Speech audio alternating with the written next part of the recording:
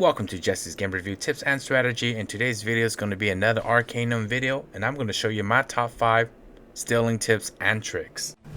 Number 1. Steal Shrouded Hill's Junk Dealer's key and you can loot from his treasure chest. Once you do this, you can always come back and re-loot his items anytime throughout the game, and this works with every character build. Some consider it cheating, but I say why not do it if you can. Number 2, another great tip is you can just break the treasure chest instead of trying to get a key to the treasure chest. Since most vendors' keys don't work on their treasure chest and only works on the doors, a great way to do this is to sleep until nighttime, wait 2 hours, walk inside a room when the vendor does to get into his room. Now you advance time to the morning and wait until the vendor is away from the chest. You can now break the chest. You can do this by attacking it by pressing the Alt button and clicking on the actual chest. However, attacking this treasure chest takes way too long sometimes, and there's a high chance you will get caught. So instead, I generally opt in just to drop in the dynamite that I find at the crash site cave and just have that blow up the treasure chest. At that point, I can loot whatever items I want from this. This method is great because it works with every character build. You don't need to invest any additional points to anything else. Plus, you have almost every single item that will work with any build, and this will get you a great start to snowball your character. The downfall with this method is that you can only loot once from this particular blacksmith. Number 3, my personal favorite way to steal from the shopkeepers is to use the spell Unlock Cantrip. The success rate of unlocking any doors or chests is purely based on your magic aptitude, and so having a higher magic aptitude will allow you to unlock any doors or any treasure chest. You want to make sure you save the game before casting the counter spell. You never know when a guard might be way too close to you and you will get caught and you have to load the previous save game. A great strategy to use the unlock cantrip spell on these treasure chests is to make sure you open this door, go into base turn combat, and then this will allow you to get at a safe distance while the doors are still open and the treasure chest is in your vision or view, and then you can cast the unlock spell cantrip on this treasure chest. Going into combat mode also allow you to look and see inside of the building even if you are outside of the building. This gives you the ability to be further away without being close to any NPC and allowing you to still open a treasure chest from a distance.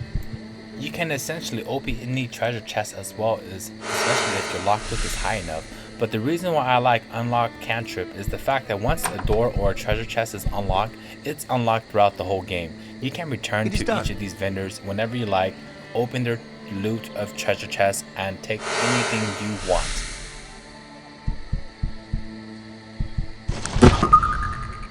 Tip number 4. Essentially, with the spell Unlock Cantrip, no safe or lock is safe from you, even in the town of Toronto, where certain guards are positioned so close to certain areas of the treasure chest that even if you get enough distance and enough view to cast a spell cantrip, Unlock Cantrip on a treasure chest, the guard will be too close to you and will attack you.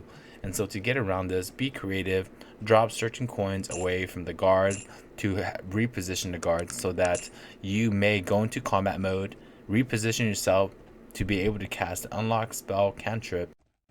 It may take a while before the guard sees the gold, but once he does, yeah, he'll go and grab it, and that's when you have your chance and open window of opportunity to reposition yourself to cast the unlock cantrip without getting caught.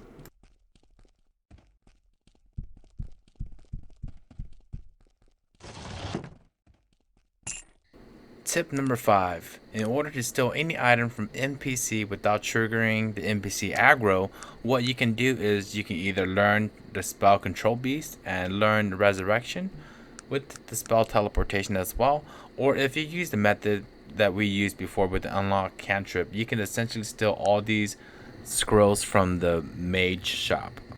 And once you have what you need, you can either just teleport or walk in the wilderness until you find a strong beast. I like to just warp to this location, which is the Gorgoth Pass.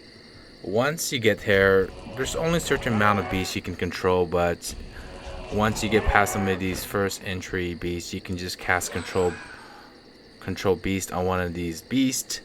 After that, you want to make your way back to the entrance, and then you can teleport to the location of the NPC you want to steal from. That NPC is in Toronto, and you may be wondering why I'm taking this much effort and approach in doing this, and it is because certain NPCs has high technical aptitude, and I know there's certain items you can drop and that when the NPC picks it up, it'll poison and kill them, but those are magical items and they don't work too effectively on higher tech aptitude characters. And so what I like to do is just to have a pet, one of these beasts controlled, and move them to next to an NPC, and then I release that control beast, and the beast will attack the closest person this next to, which would be that NPC. I go ahead and support the beast by healing him. I also resurrect the beast as well if it dies, and you know, you can just repeat this process until the NPC dies. Once that NPC dies, you can go and actually loot the NPC. And once you're done looting the NPC, you can resurrect the NPC again, and you will now have a higher and better relationship with the NPC. Also, you don't have aggro with this NPC.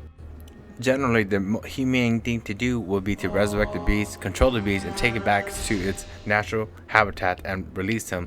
But I don't recommend doing that because you will inherit all the different aggro that the beast had. Hopefully those 5 tips were helpful, and if they were, click the like button, leave a comment, and I'll see you on my next video. Thanks for watching.